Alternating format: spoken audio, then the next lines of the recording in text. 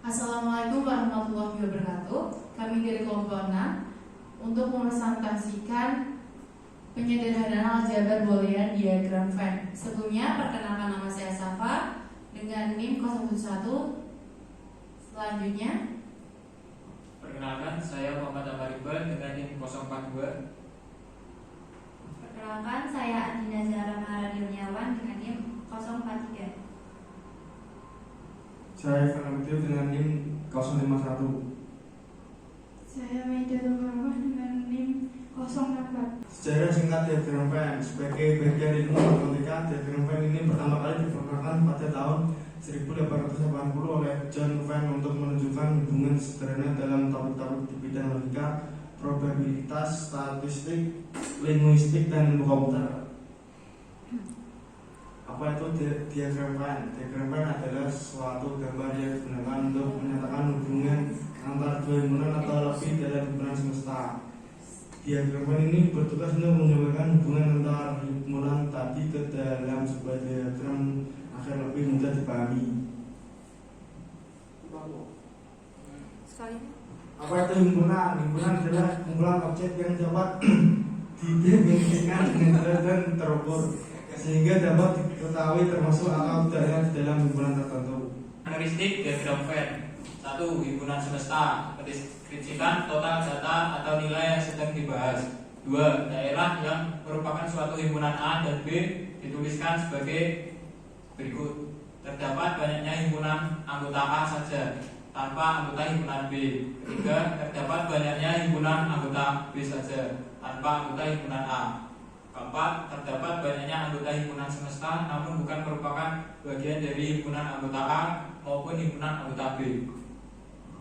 Ketentuan dalam pembuatan diagram Venn: 1. Himpunan semesta S umumnya digambarkan dengan persegi besar yang disertai lambang S pada sudut kiri atas. Kedua, himpunan lainnya digambarkan dengan kurva tertutup, yaitu lingkaran. Ketiga, setiap anggota digambarkan dengan titik atau noktah dan namanya ditulis dekat titik tersebut. Berikut contoh jenis-jenis diagram Venn. 1. Himpunan berpotongan. Himpunan disebut berpotongan apabila ada anggota himpunan A yang juga merupakan himpunan anggota B. Himpunan A dan B yang berpotongan bisa dituliskan sebagai berikut, dan ini contohnya.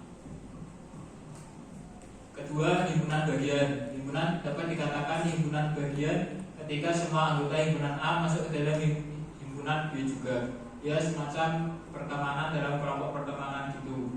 Dan ini contohnya. Himpunan saling lepas. Himpunan saling lepas terjadi dikarenakan tidak adanya anggota himpunan A dan B yang sama. Ya, bisa saling mandiri aja begitu. Himpunan ini dituliskan sebagai A garis miring 2 B. Keempat, himpunan sama. Himpunan yang sama apabila setiap anggota himpunan A merupakan anggota himpunan B, dan gitu juga sebaliknya. Setiap anggota himpunan B merupakan anggota himpunan A. Himpunan yang sama ini bisa dituliskan A sama dengan B. Selanjutnya yaitu gerbang logika diagram Venn. Contoh implementasi N1 yaitu itu ada himpunan A. Lalu maaf ya teman-teman, itu harusnya A tapi typo. Ya, itu negasi A sama dengan negasi A, hasilnya A. Dan ini implementasi N2. Di sini ada dua himpunan implementasi N2. Himpunan pertama yaitu ada simbol 3 negasi. Negasi dalam bentuk itu, pokoknya negasinya ya sama. Dan ini ada contoh, yaitu ada dua himpunan A irisan B sama dengan A or B sama dengan A plus B. Lalu yang kedua A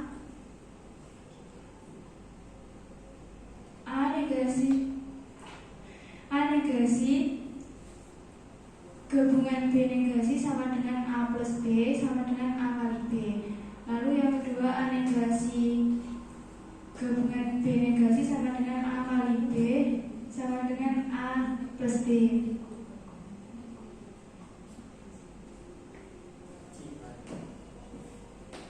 Lalu ada dua himpunan lagi, negasi A irisan negasi B sama dengan negasi A M B sama dengan sama aja sama A dikali B. Lalu A irisan negasi B sama dengan A N negasi B sama aja sama A dikali B. Oke, selanjutnya adalah dari lanjutan dari sebelumnya. Nah, di sini teman-teman ada contoh dua himpunan yang himpunan A itu bernilai true, sedangkan yang tidak berwarna itu bernilai false. Nah, di sini ada simbol bahwa A gabungan negasi B itu sama dengan A OR negasi B. Nah, di OR itu memiliki simbol plus, berarti yang dibaca A plus B. Selanjutnya, contoh yang kedua, ini ada negasi A gabungan B sama dengan negasi A OR B sama dengan negasi A plus B. Nah, di sini ada salah satu hukum logika dalam kurung negasi A dalam kurung negasi A irisan negasi B gabungan A irisan B. Nah, contoh kedua adalah dalam kurung A gabungan A irisan negasi B gabungan dalam kurung negasi A gabungan B. Selanjutnya contoh aplikasi digital diagram Venn. Contoh pertama, ada data A, B, C, D. Ini nilainya 0, 1, 1, 1. Bisa digambarkan seperti ini. Untuk A di sebelah atas, untuk B di sebelah kanan, untuk C di sebelah kiri, dan D di bawah. Maka untuk data ini kita lihat yang ada angka satunya, yaitu di data B sama data D. Maka dapat digambarkan sebelah sini B dan D. Kalau di logika itu B plus D atau B or D. Untuk contoh yang kedua, kita lihat data yang ada angka satunya itu ada di D dan B. Maka dapat digambarkan seperti ini. B maka menjadi B dikali D atau B or D. B and D. Untuk contoh yang ketiga, untuk data yang bernilai 1 atau true itu ada di A, maka dapat A dan C, maka dapat digambarkan seperti ini. A dikali C atau A and C. Untuk contoh yang keempat, ini kita perlu memperlakukan dua kali karena nilai true ada di A, B, C, dan D. Maka yang pertama